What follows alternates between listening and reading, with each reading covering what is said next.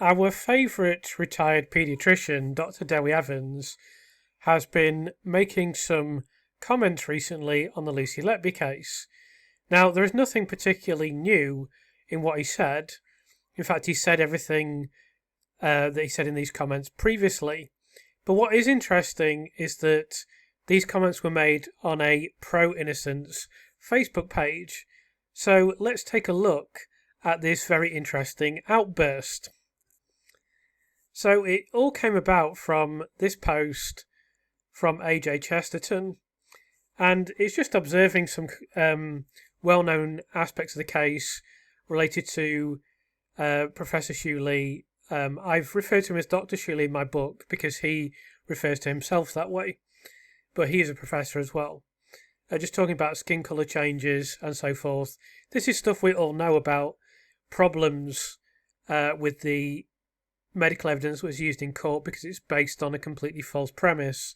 And this paper that was authored by Professor Lee and Dr. Alan Tanswell was very obviously critical in this diagnosis. But we'll get into all of that later. It must have been fairly surprising for those that run this Facebook page to see Dewi Evans commenting. And this is genuinely his Facebook account. And he said the following. Shuley's research paper was just one of the 18 papers published on air embolism presented by the prosecution and related to research that was over 30 years old, published in 1989. Skin discoloration was not an essential clinical feature in making the diagnosis, as its significance had not been appreciated by the local medical team. As we all know, the defence failed to call any medical or scientific evidence in relation to skin discoloration, air embolism, or any other clinical matter. Now, I'm not going to go through all the responses to this on Facebook. I am going to examine what Dr. Evans said and respond to it.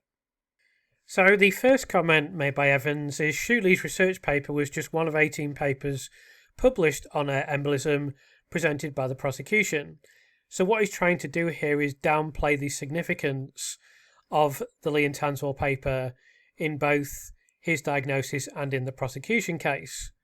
So this goes against what he said previously, although he's made this claim before.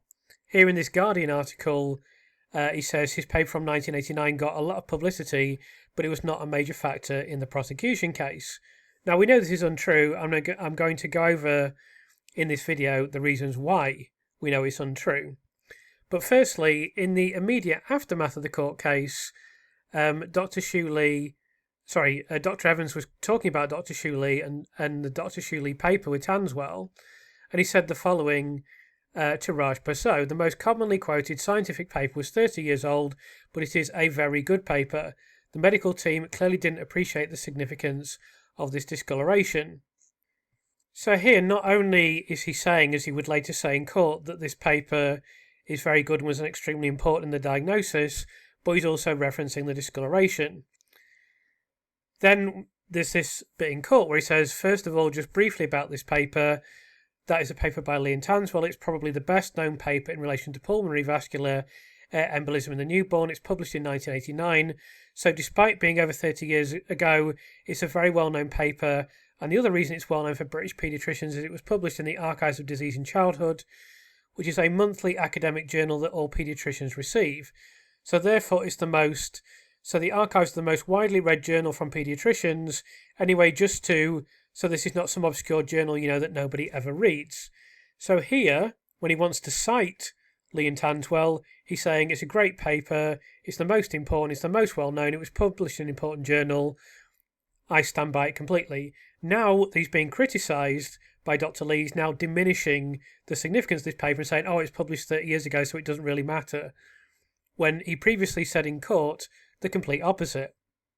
Now, I could go over the extent to which Lee and Tanswell featured in the court case, but the intention is to do this in a shorter video, so I won't go over every single reference, and I'm not going to do that for other aspects of this video.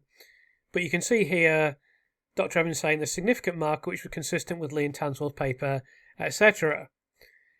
And this is Ben Myers asking him about making a reference to embolus, and that he was provided with all the relevant clinical and pathological material before today, and he says yes, yes, and he is talking about the Lee and Tanswell paper here. But there are many, many, many, many other references. I can't go over every single one. And then in the Court of Appeal document, I've mentioned this previously, it is stated the Lee and Tanswell paper featured prominently in the trial. We know this anyway. It's undeniable. It's stupid to claim otherwise. Some would say it's just completely untenable. Indeed, the Court of Appeal document, verdict, is almost entirely devoted to discussing Lee and Tanswell. And this is literally the very first comment they make. Lee and Tanswell paper featured prominently in the trial. Despite the claims of Dr. Evans, it's nothing to do with the prosecution, it's not important, it's 30 years old, we used all these other papers. Now, in the future, I'm going to go over more details about the other papers. We're going to discuss some of that in this video, but in the future it'll be possible for me to go over that in much more detail, and I am going to do that in the future. I can't do that at present for reasons that I can't go into. And he's just plainly asked here, you base that upon what you've read, the description of the report by Lee and Tanswell, don't you? Yes. Yes. And that is purely discolouration. So the claim that he didn't use discolouration is completely without foundation. It's just completely untrue, frankly. So, as I mentioned, this witness statement is very interesting and very important, and I will go over that in the future. In the future, I'll be able to tell you much more about Dr. Evans and much more about his so-called diagnoses and much more about the 18 papers, but I will discuss them somewhat in this video. So, in terms of this claim that he used 18 other papers, what I can say at this point is that both the court proceedings and the Court of Appeal document make it undeniably clear that Lee and Tanswell was the sole diagnostic source used by Dr. Evans. So all of the other papers, he says, I used all these other papers, they're just used as references or case studies. They're not used diagnostically. And I'm going to make that very clear. I've made it clear in previous videos. We know this to be the case. We know this to be the case from the court case.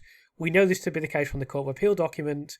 But in the months to come, I'm going to make this very clear. That will be crystal clear within 2 to 3 months.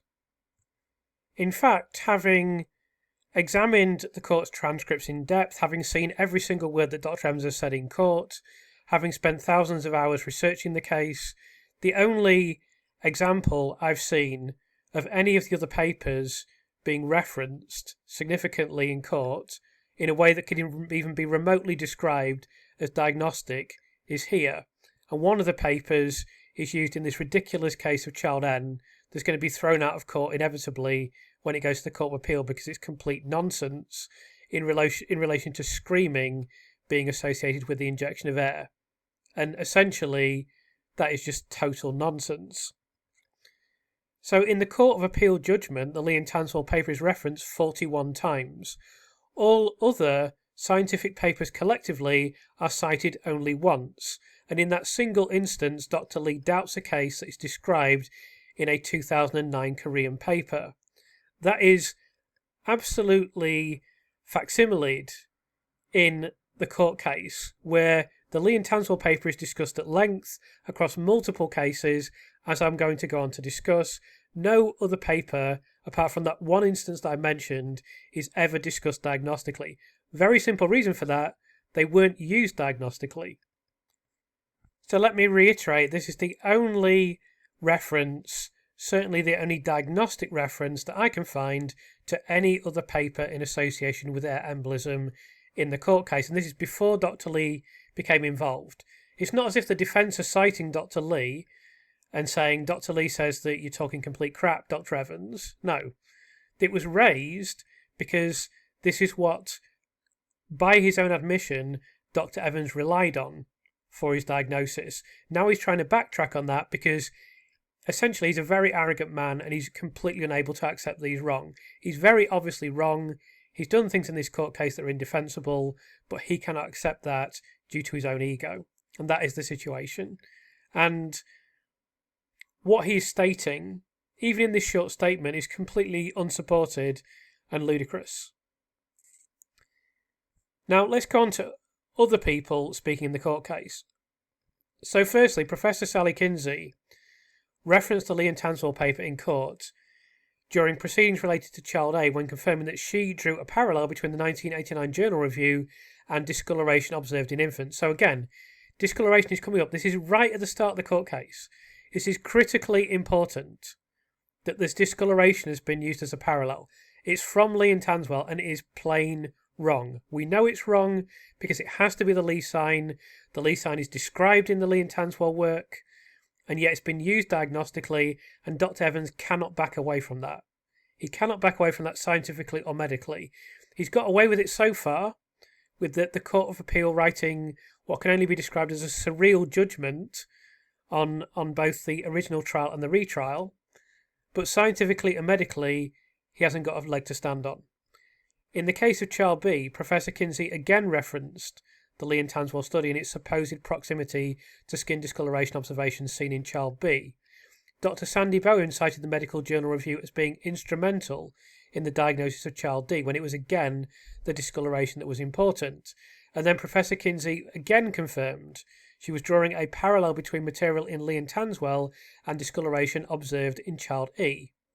And these are critical cases because the prosecution case used inferences made in these kind of foundation cases for later cases that were far, far weaker, that were even though these are weak, but they were considerably weaker with just collapses and so forth. And they just said, oh yeah, no, we know this because we've discussed it already. Oh yeah, we know Lucy was there because of the shift chart. And they just passed it on all the way through the court case in this chain link technique that you've heard Professor Richard Gill discuss on this channel. They used it in the Lucia de Bert case. It led to an unsafe and wrongful conviction, and they've used it again here. So there are multiple other problems, of course, with this diagnosis. I'm not going to go into all of them in depth in this video. I've done that pretty extensively in my book. But the first one is that none of the cases from the Lee and Tanswell paper refer to air embolism in a neonate, contrary to what is stated in the Court of Appeal judgment. Dr. Evans has also made claims of having referenced these 18 papers for his air embolism theory. We've gone over some of the problems with that already, but in fact only 2 of them described venous air embolism. In reality, the Lee and Tanswell paper was a central pillar in the entire argument and diagnosis of air embolism, referenced repeatedly throughout the court proceedings and Court of Appeal verdict, while clearly having been utilised as a sole diagnostic source. The study was referenced repeatedly in the Court of Appeal judgment, and while Dr. Lee featured in this appeal and his work was therefore of relevance, the court explicitly acknowledged that the paper was of critical importance in the original trial. So this first point from Dr. Evans very obviously has no merit whatsoever. So next thing is he makes this comment about the research being over 30 years old, trying to belittle the paper in a different way this time. The first claim is untenable, and of course this claim is untenable. I don't really want to waste too much time on this remark. But previously he'd said the most commonly quoted scientific paper was 30 years old, but it is a very good paper. The medical team clearly didn't appreciate the significance of this discoloration. So here he's saying, oh, it's over 30 years old, it doesn't really matter, it's irrelevant, although he used it. And then here he's saying, yeah, it's 30 years old, but it's the very good paper, and of course we've seen his previous comments in court. And then in addition to that, of course, Dr. Evans used this paper as his sole diagnostic reference. So essentially what he's saying is, my research was no good because I relied on this paper and it's over 30 years old, so it's no good. But everything I did was completely reliant on it. Obviously, it's a stupid statement from I think I was going to say deeply immature man, but I'm not sure that even covers it given his age. Just profoundly juvenile behaviour to say, oh, this paper's over 30 years old. Well, as you didn't use any other paper diagnostically, if you'd used other papers diagnostically, that might be relevant. If you hadn't said in court, this is the paper that's most commonly referred to, that might be relevant. If you hadn't said it's a very good paper previously, that might be relevant. As we sit here today, it's not relevant. So then he claims skin discoloration was not an essential clinical feature in making the diagnosis, as its significance had not been appreciated by the local medical team. This is something he said before. So I'm not going to go over the literally dozens of references that Dr. Evans makes to skin discoloration, and I'm not going to go over the literally hundreds of references to skin discoloration and mottling in the court case, but I am going to mention a few things. The first thing is that without skin discoloration, you have the following. An infant has collapsed, supposedly rapidly, although this is not always the case, and an infant has failed to respond when resuscitated, although often this was due to suboptimal resuscitation. That cannot be used for a diagnosis of air embolism. As I've outlined extensively in my book, the only thing that you've got of any substance is the skin discoloration, because in the overwhelming majority of cases, there is no X-ray. So there's no air bubble, even not that the air bubble can be used diagnostically in any meaningful sense. There was no frothing. Again, I've referenced this quite extensively, written about it at some length in my book, that there's supposed to be right ventricular frothing in the heart, and I'll tell you more about this in a couple of months. I can't go into that at this point in time, but you're going to hear more about this soon, relatively soon. But there's supposed to be right ventricular frothing, and we know from those that examine the infants, it's noted by neonatologists, it's noted by pathologists at the time, there was no such frothing. So you can see Dr. Evans here confirming this, that I reached a diagnosis of air embolus without knowing about the discoloration. How? How the hell did you manage to do that? Utterly laughable. It's just total rubbish. Everyone knows that it's rubbish. I've spoken to neonatologists, I've spoken to paediatricians, I've spoken to vascular surgeons, I've spoken to other experts. They all say that it's total crap, that your so-called differential diagnosis is total crap, and that what you've put forward in the court case is completely laughable. However, that didn't stop you from continually referencing discoloration all the way through the court case. So the first one is here where he said, I'm just going to go over a few examples. We've heard this week and last the two major associated features are those of unusual skin discoloration, and he's talking the presence of air. So he said here himself, the two major associated features of air embolism are unusual skin discoloration and the presence of air. So without that, there's absolutely no way you can diagnose air embolism. It's a complete joke to diagnose air embolism without those things. Here, he's talking about discoloration of the skin being a generic term, and he's talking about he's actually saying here you can't look at discoloration and say it's due to a specific condition. So here he's downplaying the fact that discoloration can be used. Of course, that's absolutely correct, because it's indicative of circulatory collapse. And the actual skin discoloration that you need to be a contributory factor to a diagnosis of air embolism was never present in any of the infants. And then here he's talking about discoloration that was described by Dr. Hartness, but he goes on and on about it throughout his cross-examination, throughout the time he's speaking with his own barrister, and it is referenced continually throughout the court case. I'm now going to move on to the observations of Dr. Michael Hall. He watched the entire prosecution case in court. He's observed the entire prosecution case, and I've interviewed him, and he's referenced significantly in my book. So he noted that the term skin discoloration appears 48 times in a preparatory document submitted by the prosecution, while the Lee and Tanswell paper is referenced 25 times. The reason it's referenced 25 times is because it's the only diagnostic source. And the reason skin discoloration is referenced 48 times is because you've just heard Dr. Evans say it's one of the two major ways that you diagnose air embolism, even though it's still been used incorrectly, of course. Then Dr. Hall noted that skin discoloration is more likely to be caused by circulatory impairment associated with sudden collapse from various causes. Then Dr. Hall told me he'd been able to locate only one paper that discussed the alteration in skin colour associated with the accidental injection of air, and the changes documented in this were quite different to those described by Lee and Tanswell. That's because it has to be the Lee sign, and there isn't the Lee sign in any of these cases, and the other papers used were not used diagnostically in the court case, as we know. The next thing is Dr. Hall told me that an experienced medical reviewer would have identified at least the first 2 points that I have raised, enabling the judges to determine their significance.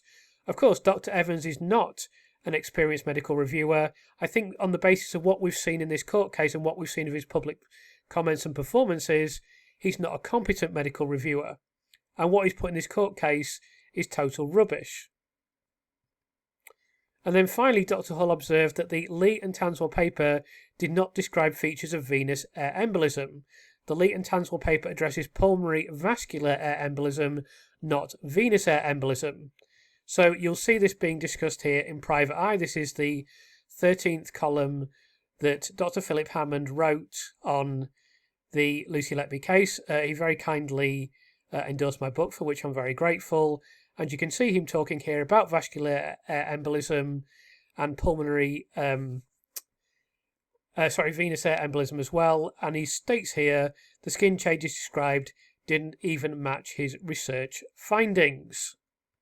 So now we've dealt with his specious and spurious drivel regarding the Lee and Tanswell and the 18 other papers, let's move on to his final statement about the defence failing to call any medical or scientific witnesses in relation to skin discoloration, etc., etc.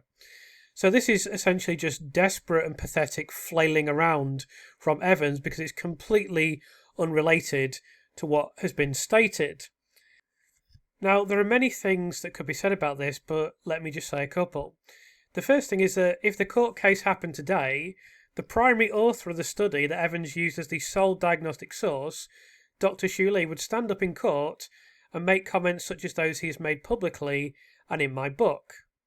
These have included that what Evans did was a fundamental mistake of medicine, that the work of Evans defies all logic and contravened multiple principles of medicine, and further that using Dr. Lee's paper as the diagnostic source was plainly wrong. Now, as a scientist and medic, you don't measure the credibility of what you're saying against the court process. There are obvious reasons for this. There is no one medically or scientifically qualified in the courts, for example. You measure the validity of what you're saying against science, against other scientists, and against other medics. The fact that Evans is citing the defence not calling witnesses can only be described as utterly pathetic.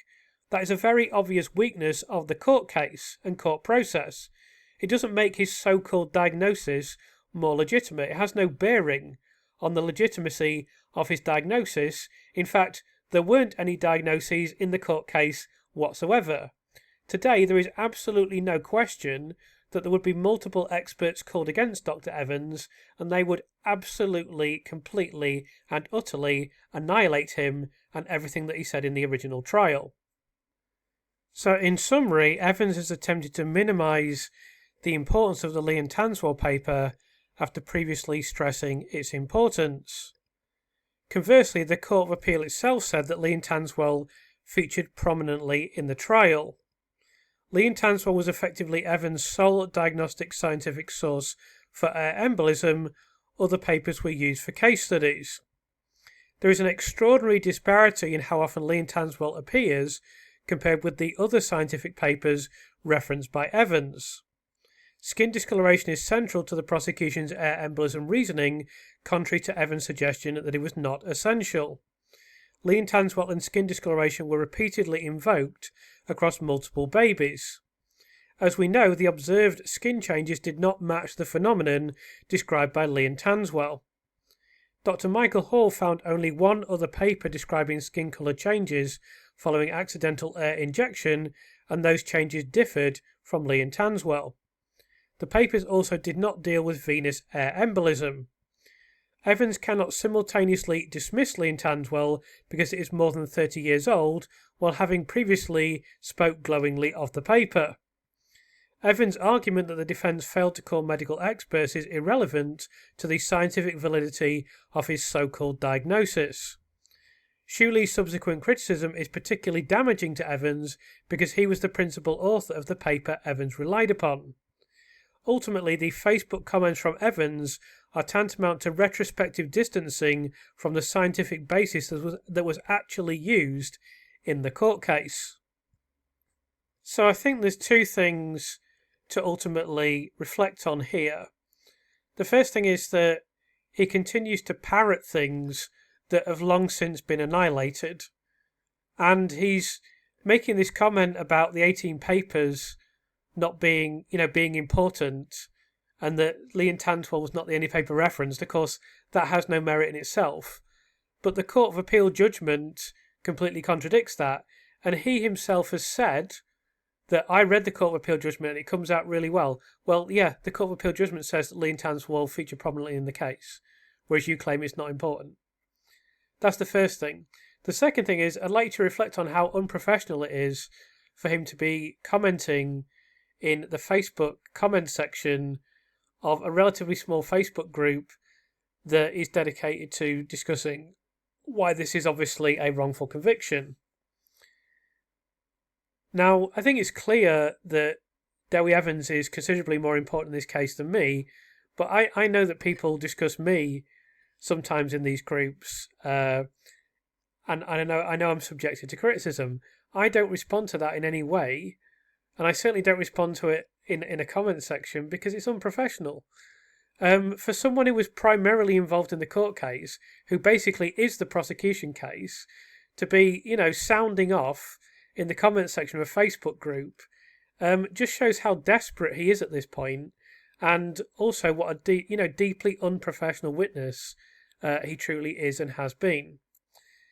Now, as I mentioned, in the near future, in October probably, could be November, but probably October, you're going to be hearing a lot more about Dr. Evans that you don't know yet, so stay tuned for that.